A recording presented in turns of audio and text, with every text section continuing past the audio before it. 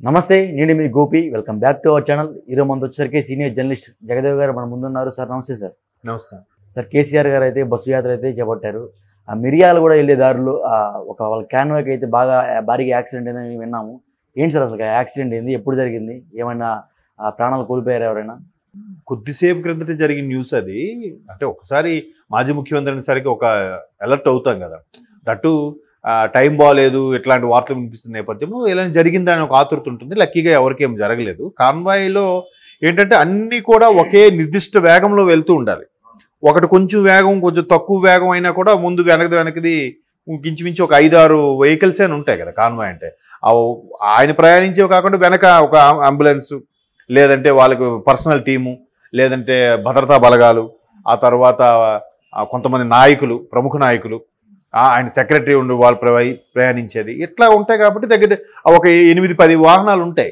ఆ ఒకే ఫ్లోలో వెళ్ళాలంటే కష్టం కదా అదేమైనా ఆటోమేటిక్ కాదు కదా ఒక సాధారణ మనిషి మాన్యువల్గా డ్రైవ్ చేసేదేగా ఒక్కొక్కరు ఒక్కొక్క వేగంతో వెళ్తారు ఒక్కొక్కరు ఒక్కొక్క వేగంతో యాక్సిడెంట్ దొరికినప్పుడు సడన్ బ్రేక్ వేయడం వెనకాల సడన్ బ్రేక్ వేయడం చూసుకోకపోవడం అయినప్పుడు డాష్ ఇచ్చి అట్లా జరిగింది బట్ బై గాడ్ గ్రేస్ ఎవరికి ఏం జరగలేదు అది సార్ అది కాక నిన్న జరిగిన ఒక ప్రముఖ న్యూస్ ఛానల్లో కేసీఆర్ గారు అయితే ఆంధ్రప్రదేశ్ గురించి మాట్లాడారు ఈసారి ఖచ్చితంగా మరలా ప్రభుత్వం స్థాపించేది వైసీపీ పార్టీ అని చెప్పారు అలా అంటే వాళ్ళకి నిఘా వర్గాలు ఏదో సమాచారం వచ్చిందంట అసలు ఎవరు ఇచ్చారు ఆ సమాచారం ఖచ్చితంగా వైసీపీ గెలుస్తుంది ఆంధ్రప్రదేశ్లో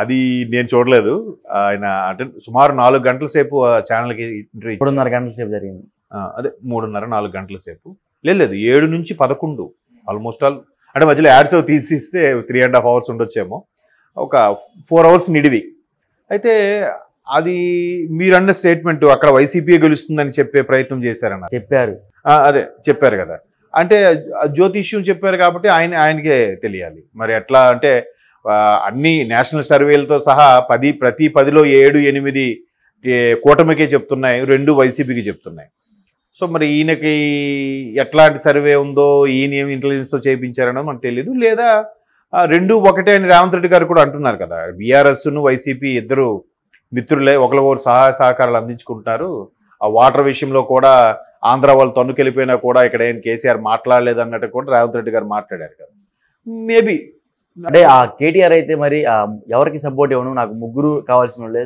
ఎస్ అవును చెప్పారు మరి దానికి మీరేం చెప్తారు నాన్న ఒక పక్కకి వెళ్ళాడు కొడుకు ఒక పక్కకి వెళ్ళిపోతారు అదే ఇప్పుడు కేటీఆర్ గారు ఏంటంటే చాలా లౌకికంగా మాట్లాడారు ఎందుకంటే ఎప్పుడైతే చంద్రబాబు గారు అరెస్ట్ టైంలో అది పక్క రాష్ట్రంతో మాకేం సంబంధం అది మన శాంతి భద్రతల సమస్య అన్నట్టుగా అయినా కూడా బీఆర్ఎస్ అని పేరు మార్చుకున్నదే భారత రాష్ట్ర సమితి అంటే అన్ని వైపులా విస్తరించాలనుకున్న వాళ్ళు పక్క రాష్ట్రంతో ఏం సంబంధం అంటే రేపు పక్క రాష్ట్రంలో పోటీ చేయరా స్ప్రెడ్ అయితే పోటీ చేయాలనుకోవట్లేదా విస్తరించాలనుకోవట్లేదా అక్కడ ఆయనకి చెక్ పడింది సో అందుకు ఈసారి చాలా జాగ్రత్తగా నాకు అందరూ మిత్రులే లోకేష్ ఫోన్ చేసి మాట్లాడతారు జగన్ గారు ఫోన్ చేసి మాట్లాడతారు పవన్ కళ్యాణ్ ఎలాగూ రామ్ చరణ్ కేటీఆర్ క్లోజ్ కాబట్టి పవన్ కళ్యాణ్ గారు కూడా ఓ సందర్భంలో కలిశారు మాట్లాడారు వాళ్ళు ఆ రిలేషన్స్ ఉంటాయి అన్నట్టుగానే చెప్పాడు ఆయన లౌకికంగా చెప్పాడు ఆయన దాని ఏమంటారు డిప్లొమాటిక్ ఆన్సర్ అంటారు దాన్ని ఈయన అంత ఖరాఖండిగా కొండ బదులు కొట్టేటే మాట్లాడతారు కదా ఎందుకంటే చాలా సందర్భంలో చూసాం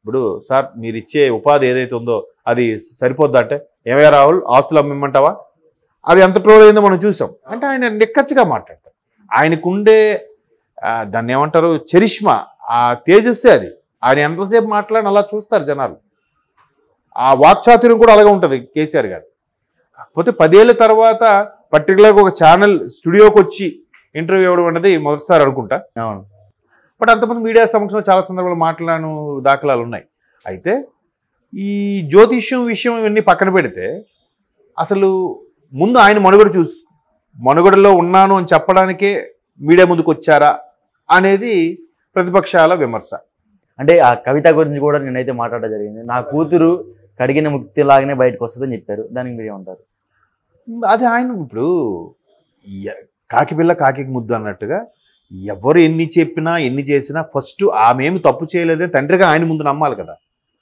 తర్వాత అనుచరులు మిత్రులు బంధువులు వీళ్ళెవరు నమ్ముతారో లేదో కార్యకర్తలు నమ్ముతారో లేదో విషయం పక్కన పెడితే తండ్రిగా ఆయన బాధ్యత ముందు నమ్మాలి సరే నమ్ముతున్నారు కడిగిన ముత్యంలాగాని ఆవిడ అరెస్ట్ అయ్యి కూడా 4 రోజుల పైన అవుతుందిగా మరి అప్పుడు ఎందుకు స్పందించలేదు తరువాత ఆయన తుంటి ఎముక ఆపరేషన్ అయిన తర్వాత కూడా 2-3 సభల్లో కూర్చొనే పార్టిసిపేట్ చేశారు.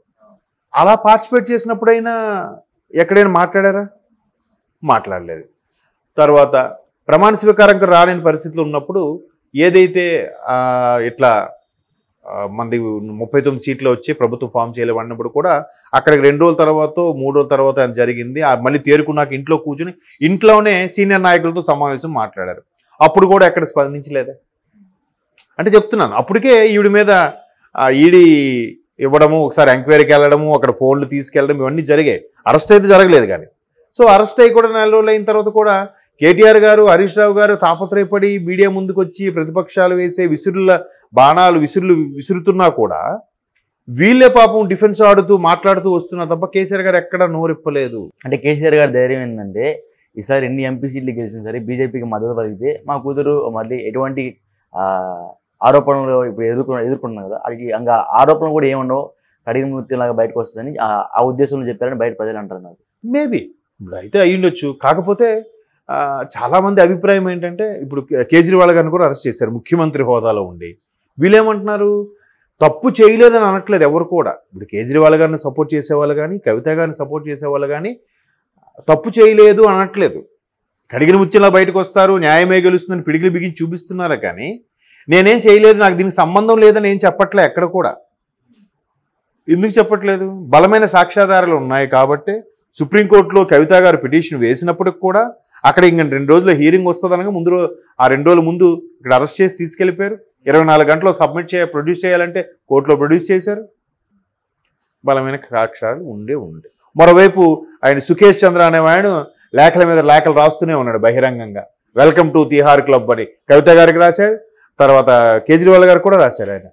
అంటే ఆయన ఏదో కడుపు మండో లేదంటే వీళ్ళు ఈయన సరిగ్గా సపోర్ట్ చేయలేదన్న బాధతోనో మొత్తం అన్ని కక్కేసి చెప్పేసే ఉంటాడుగా వాట్ ఈజ్ వాట్ అని.